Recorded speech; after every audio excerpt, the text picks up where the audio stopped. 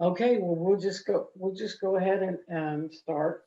Um, I thought that we would, um, well, we jump back to the Old Testament, and I think that it's going to be a fun experience because, um, well, let's get started here.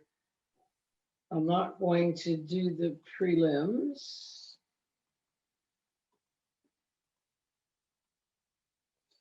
Okay, and we always start out anew when we do a new series, and we start out with some things about the Bible because the Bible, Aramaic scripture, is different.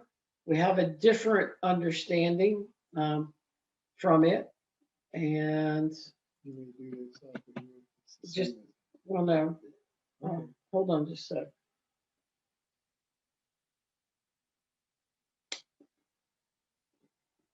Okay, so we start out with, okay, in Aramaic, the word for Bible is Oretha, okay? And um, and it means to direct, teach, instruct, and by inference to enlighten. Now, okay, and the, the Bible is an ancient and authentic written record where one can read of God's dealing with men and women and the divine interest in humanity. Um, and Dr. Lamsa, based on the core of the Aramaic word, says it means to see through the mind. Now, why this is important is because, okay, traditionally, Christians do read the Bible. Yes, they do. But they do not understand the Bible because now I'm not saying all, but most of your denominations say this is the word of God. Okay, you do not question it; you just take it, and for the most part, it's taken literally. And and so when they read the Bible, they read it. So many people I know have read the Bible, gone through the whole Bible, 5, 10, 15 times, but they don't understand it because they don't understand the background and the culture. But I think the reason I wanted to kind of focus on this, as the Bible has always been meant to guide and to teach and to serve as something to uh, instruct or to use uh, for your life. But in many times it has not. It it's just not that way because it's literal. Okay, now let's and and as we approach, well, let's go ahead and do this. Go ahead, Martin. You want to read these? The book of Genesis is the first book of the Torah, the 5 books of Moses, and what we call the Old Testament. Okay, so we are studying the Torah essentially as the Old Testament, and we must remember that people study and they'll say we study the Christian um, uh, Christianity, and they have the history of Christianity, and and they study the New Testament. We have the New Testament, but there would not be a New Testament without the Old Testament. And we have we refer to the Judeo-Christian approach. And so the history of the Christian Bible goes all the way back to the Torah and the New Testament. But we tend to separate them and put the New Testament separate from this. And the other significant part of it is that Jesus taught from the Torah. So it's just so significant to understand the Old Testament, so to speak, because that's what Jesus taught. And so as we go through, there's really some neat stuff here, guys, and we're going to have fun with it. And as we go through, we'll kind of tie in with Jesus what he taught, because it does all fall together, and it's not just this war and history and wars, and as some people say, sex. I don't read the Bible. We won't read Leviticus because it's got sex and all that. No, we're gonna, we're gonna put that together. Okay, so Genesis, it is a Greek word, okay, for meaning origins, and of course, we know it as the book of Genesis because it is Greek. The origins of the Bibles that most traditional Christian Jews is Greek, but it's the Greek that was it's the Greek that was translated from the Aramaic, and but that's the word in Greek. Now, in Aramaic, all right, the title of this book in Aramaic is Bereshit, okay, and it merely means in the beginning. Okay, the narratives and the ideas in the book of Genesis, we have to remember this, and even mostly with Jesus, were handed down orally, all right, and then they were written down seemingly during the time of Moses. And many people say, well, Moses wrote the Torah, the first 5 books. And once again, scholars, if you looked up all the scholarly things, you would have Moses wrote it, but it was written down during that time. And who wrote it? Remember, it was a bunch of stories that that were handed down.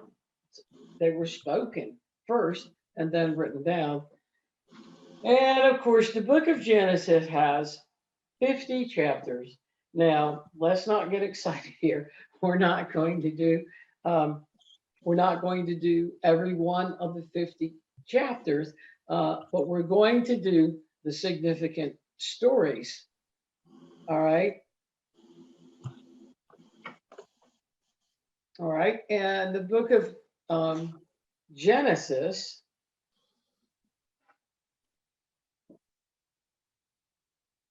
presents to the people of Israel the history of their ancestors and origins of their faith. Okay, that's one of the, that's the prime reason for doing for having the Torah, and it does do their history, and that's how. But that's how they got their faith, and that's also how the origins of our Christian religion also. All right. It traces Abraham's ancestry back to Adam and Eve. Okay.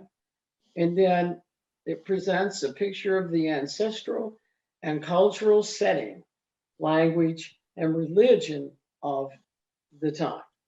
And the religion, of course, there really wasn't a religion per se. There was worship of gods and goddesses. Okay. Now, But what it also, okay, what it also does and is, an account of the creation of heaven and earth and the origins of other peoples and nations. Let me go on. yeah, read the next one. The entire book of Genesis was guided by divine inspiration. Okay, that's very important.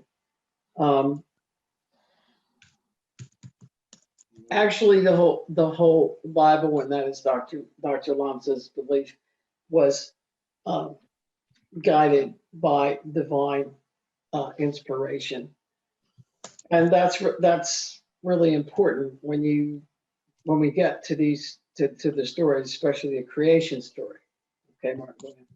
Its purpose was not to explain God's creations from a scientific point of view, but to offer the idea that the Lord God of Israel was the creator of the heavens and the earth, and that other so-called gods did not create the cosmic system, but were gods created by human beings.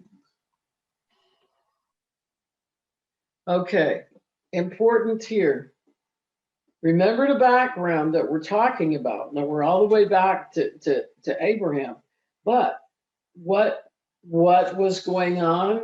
What was going on was the worship of gods and goddesses, um, all kinds of worship and sacrifices and whatnot.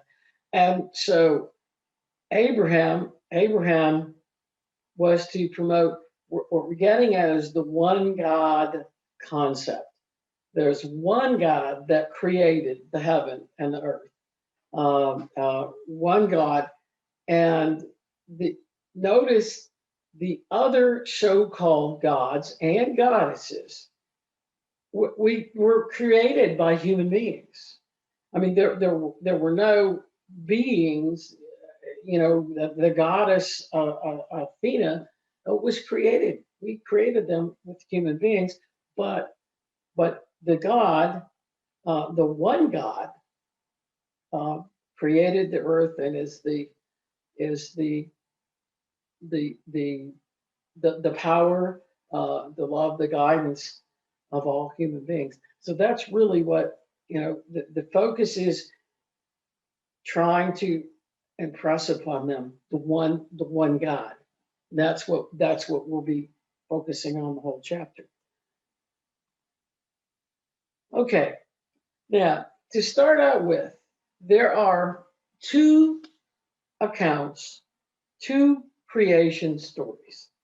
All right, and now we're not going to read them because next week we're going to start into the first creation story. But Genesis 1, 1 through 31, and 2, 1 through 3 is the first creation story, and it is the spiritual account of creation. And we are going to read. We're going to read it and go through how God made the earth, God made man and women and such. All right, and but then you have Genesis 2, 2:4 through the end of chapter 3. Is a symmetric story, a parable, an attempt to explain the creation of humankind according to their culture, traditions, and norms. Now, the Adam and Eve story is going to be particularly interesting because, all right, I was always probably the same opinion that everybody else. Well, Adam and Eve, and I never really paid that much attention. Okay, to it, but we have doctrines upon doctrines based on Adam and Eve, the first parents, Adam and Eve, and then we have questions. Then we have questions that come up and say, well, if Adam and Eve were the first people, well then who did Cain marry, or where did or the other God that came along, Seth? where did they come from? And so we're gonna delve into that, and then the understanding that we're going to have is that Adam and Eve, the story, is a parable. Period. Okay, and so even though the Bible traces, they trace them back, but it's not like it said before. It's not like like a scientific thing that this was this generation, da da da da da. So that's going to be very interesting. I never knew that, but then there's some other interesting side notes about the Adam and Eve story, and we will go into that when we get to the story. Um, okay, Martin, go ahead. The major theme of the book is God's role in human affairs. God created the world and made human beings to work in it and care for it. But humanity kept continually turning away from God. Therefore, according to the narrator, God called Abram to begin anew for humanity and to be the father of a particular people who would fulfill the divine will and reveal it to other peoples. All the families of the earth were to be blessed through Abraham's descendants, their faithfulness to God, and their practice of God's guidance. Okay, and that's going to be very interesting because when you read the prophets, you see throughout the Old Testament, you see the people, the chosen people, you see them falling away from God and then coming back to God. So these stories can be really interesting, and they do have application in our world today.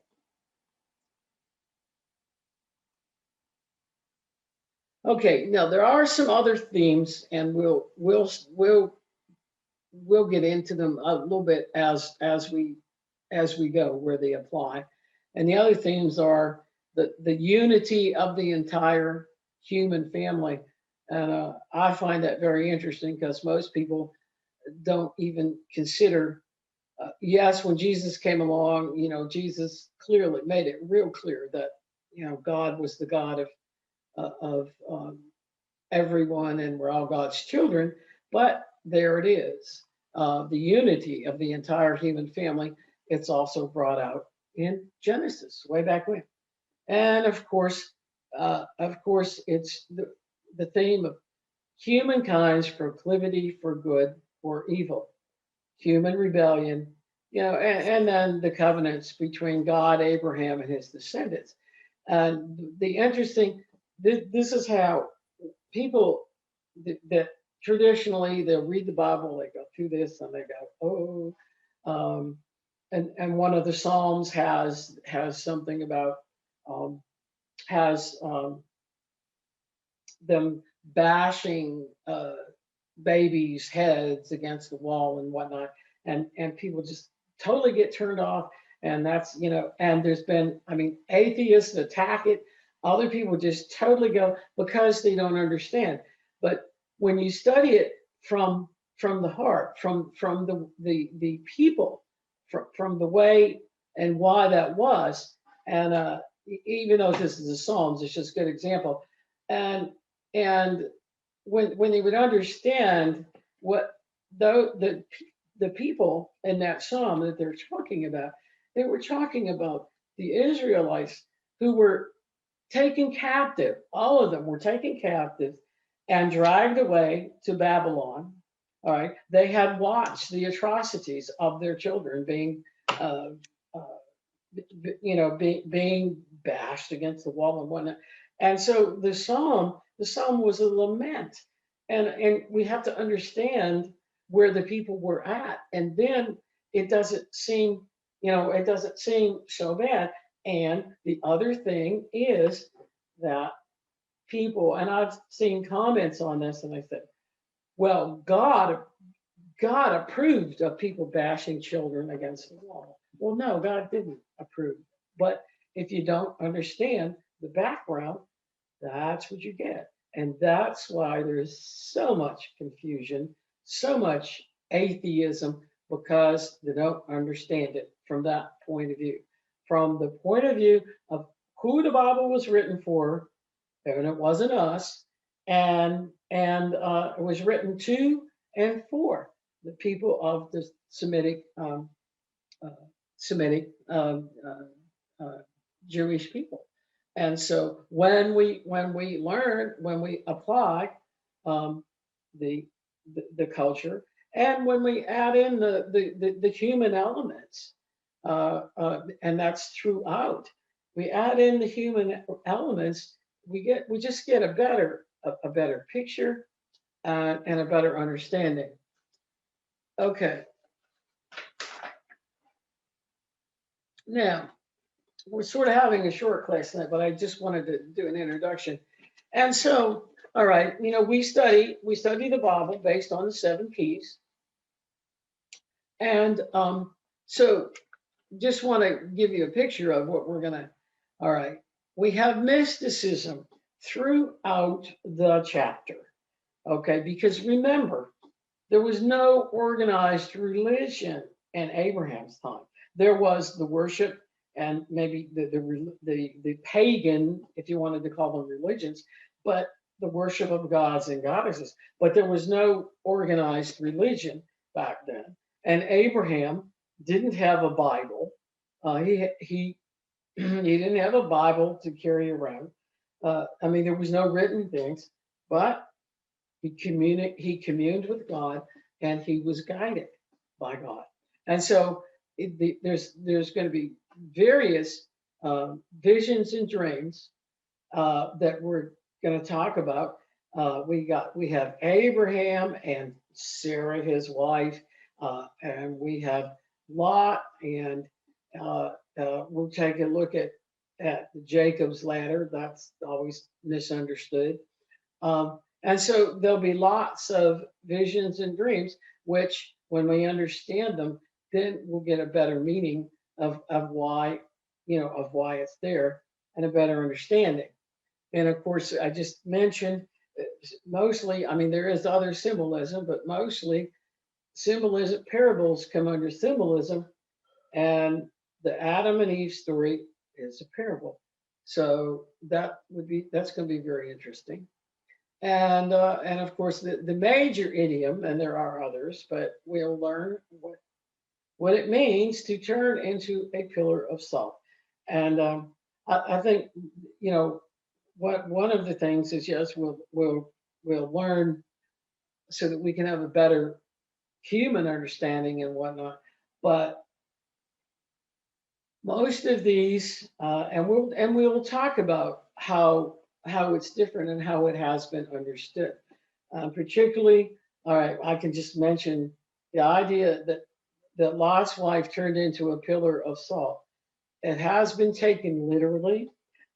There are pictures, there are studies trying to figure out how that happened. And there are the sculptures. If you look it up on the internet, you'll see sculptures of salt sculptures.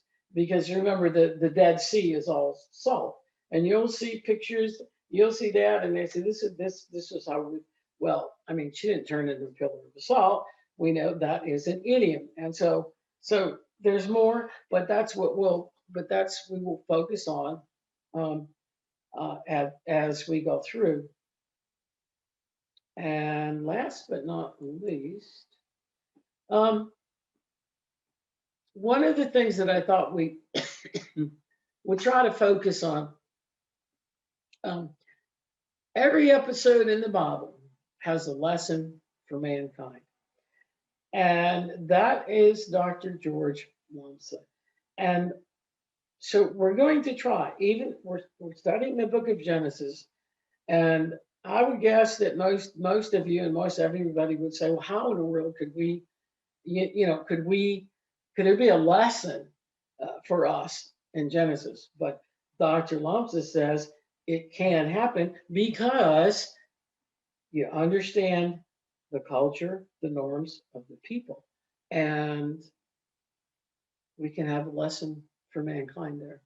So that's what we're going to focus on. Um, and I didn't put this on a slide, but I can hold this up here. All right, we will be using the commentary of Dr. Lanzas and Dr. Ericos called Aramaic Light on Genesis, and we will be using that. If you have it, you might look at it. I put the pages in it, and it's not that you won't get you get a lot of it uh, in these sessions, but there's so much more in the commentary. So okay, so I planned it to be short tonight, and boy, I tell you what, I really missed you guys. I you know every one of you, I missed you, and I didn't get a chance to say hello to Elsie Hello. Hi, Penny. Hi, Martin. Hello, and everyone. Hey, and Antonia. Hi, Penny and Martin. How are you both? Hi, good to see you. And who else did I miss? Diane, are you still there? Only see, we don't. Some people don't. Let me see. Well, anyway, Diane was there, so, but whatever. Anyway, it's really nice, really good to see you guys. We took off a couple weeks, and I don't know. It's just hard. It's just hard not doing this. So, all right. So next week, then we start on chapter 1, the first creation story, and I think you'll find it real interesting.